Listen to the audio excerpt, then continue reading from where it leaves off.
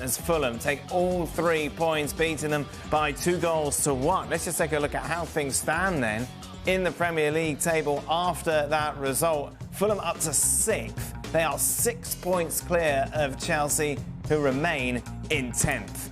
For more on this, as promised, back from his holidays, Gab Marcotti joins us, as does Frank Leboeuf. Frank, we've got to start with you with your Chelsea ways. How was that? Well, that's hard to digest, but it's acceptable in a way that I found a better performance that comparing to what we lately watched from Chelsea. There was a lack of efficiency, especially from João Felix, who had lots of chances but couldn't score. He tried hard, maybe tried too hard. That's why he got sent off. Nothing goes right, you know. The goal that conceded, you know, the young Hall, you know, trying a nutmeg very close to his own 16-yard box, then a cross, then a bad clearance from Chalobah, then a kick from the former Chelsea player goes under between the legs of Chalobah, who deflects the ball, and it's a goal. So everything seems going in the wrong way for Chelsea. On top of it, you are losing Zakaria, which is the 10th guy, injured. The performance of the player were more interesting in the way that they were more involved into the game. They wanted to do well. It didn't work.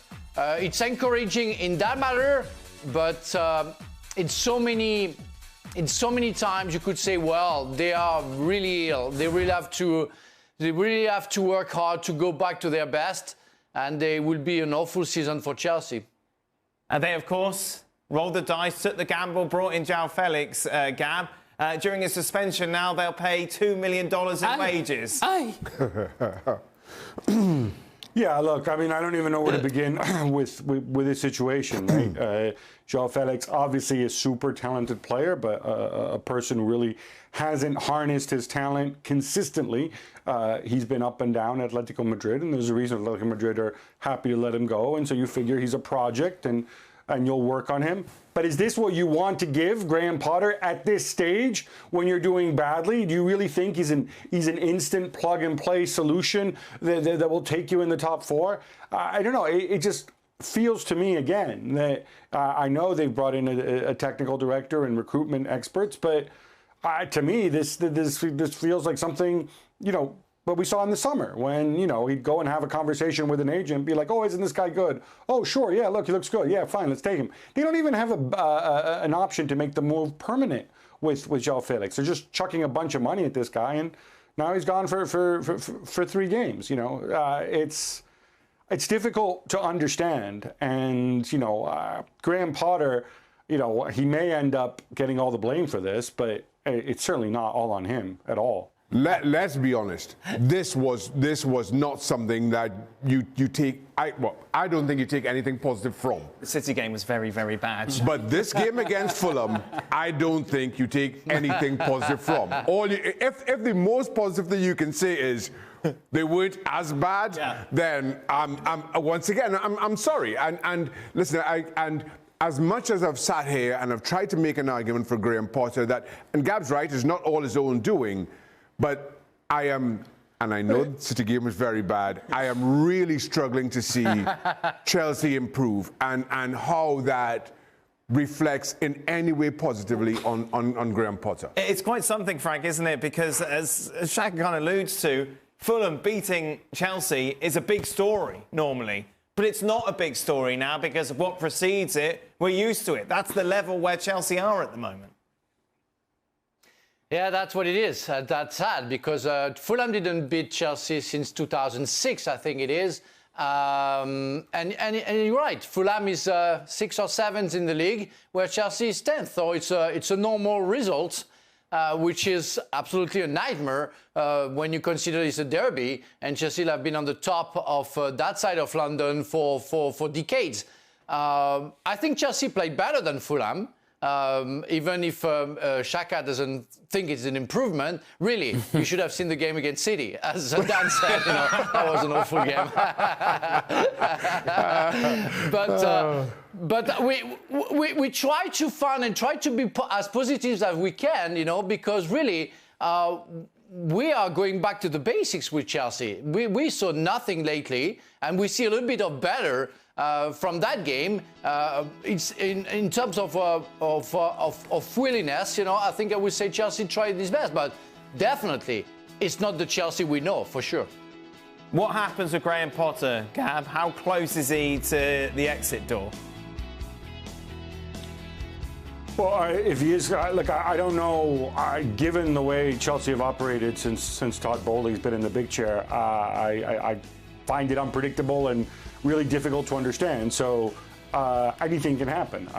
That said, I can tell you what I think should happen. And we said it. I don't want to say I told you so, but you have to understand that if you bring in Graham Potter, who's worked in a very specific circumstance in Brighton, where he was playing one game a week, where he could go and he could drill his way of playing into players, where fewer players got injured because they weren't playing as often, where he had a whole recruitment crew above him that he worked with, and he was very settled into that. And you drop him in after a mad summer of spending where there was no recruitment specialist at the club. It was just Todd Bowley and Thomas Tuchel and agents saying, "Oh, I'll have him. Oh yeah, Cucurella, sure, that's a great idea. Let's go and pay 60-odd million or whatever it was for him." And then you expect Potter to come in and to fix it when he doesn't have time to fix it, when he's not used to working in those circumstances. I don't know. I mean, I genuinely think unless you believe you're going to get relegated, I'm not sure. I wouldn't make a change now because I think you have to see what Potter can give you and assess at the end of the season. Unless the only reason why you make a change is if you say, "I'm going to make a change because I'm convinced that if I get XYZ in, then we have a great chance of finishing top four and that'll bring in revenue, and that's important." Otherwise, logic says you've brought in these recruitment specialists, let them assess what you have, give them time, let them assess Potter, and go and make a decision in the summer. Unless you start slipping down to the relegation zone, I don't think it's going to happen. That's what I would do. I think that's the rational thing. But hey, Todd Bowley's in charge. So who knows? Anything can happen. Maybe he'll bring Romelu Lukaku back now that he's injured. Why not? There's all sorts of craziness that can happen at this club.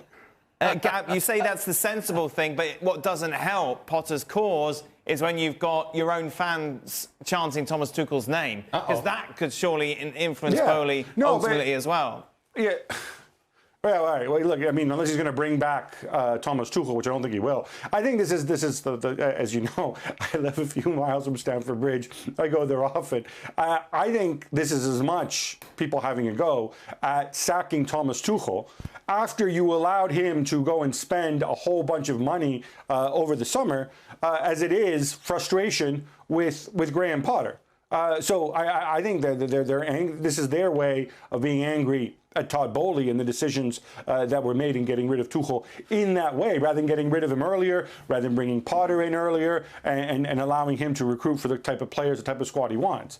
I mean, I think beyond that, people understand. I mean, Frank mentioned it. And what is it, 10 injuries that they've had? They've been working these chaotic circumstances. I think Potter still has to show that, he belongs at this club. But equally, there's so many mitigating circumstances and so many really bad decisions that were made by the people above him and around him. And I also think, this is a squad where we often talk about, losing the dressing room and the leaders and stuff like that. If I were to ask you, other than Mason Mount and maybe one or two others, who are the leaders, who are the big boys in the dressing room who have actual clout? I think you would struggle to come up with names because it's a bunch of players who are either insecure in the team or they've just arrived or they're older and they have expiring contracts. So you don't even have those kinds of figures in the dressing room who can get the manager removed at this stage. So I think it's going to continue. Who's next on the Wheel of Fortune, Gab? Who is Todd Bowley going to bring in between now and the end of the transfer window? I don't know. I love the Nkunku signing. Obviously, that's going to happen in the summer. Supposedly, they got involved with the Mudryk deal, but that doesn't look as if it's more like an expression of interest. That they don't seem to be in the driver's seat. Frankly, bringing in another winger, I don't know what the logic is there.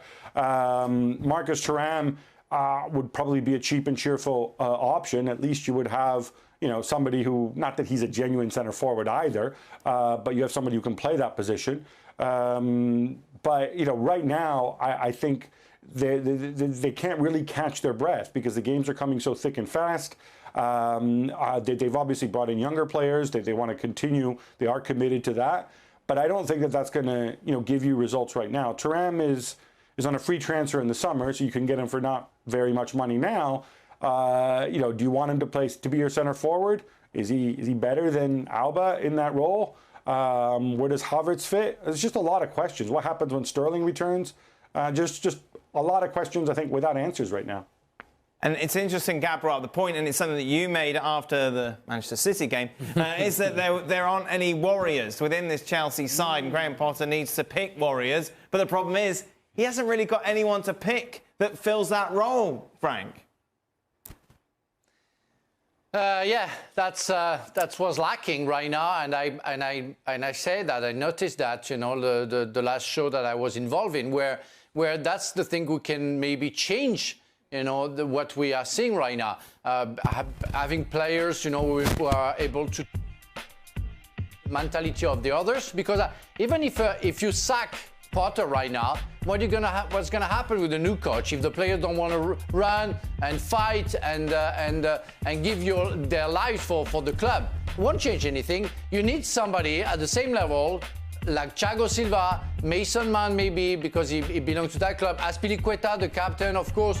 To make sure that the players going to fight very hard and go for it. Otherwise, it's not going to work. But let's be honest. I think the season is over. I don't see anything coming up with the Champions League. I don't see anything coming up with the Premier League. Of course, they're too far away, and they're out of anything else. So just try to finish well, maybe with Mr. Potter. See if you have any improvement. Make the right choices for the next summer. When I see names like Osimhen being called in Manchester United, why you don't see it at Chelsea? We want to see a striker. But as Gab said, we don't want to see wingers. And we have enough wingers at Chelsea, and it doesn't work. We need somebody capable to put the ball in the net. That's what Chelsea is seeking for years now. Well, thank you very much for watching ESPN on YouTube. For more sports highlights and analysis, be sure to download the ESPN app. And for live streaming, premium content, and let's not forget as well, ESPN FC 7 days a week. Subscribe to ESPN Plus.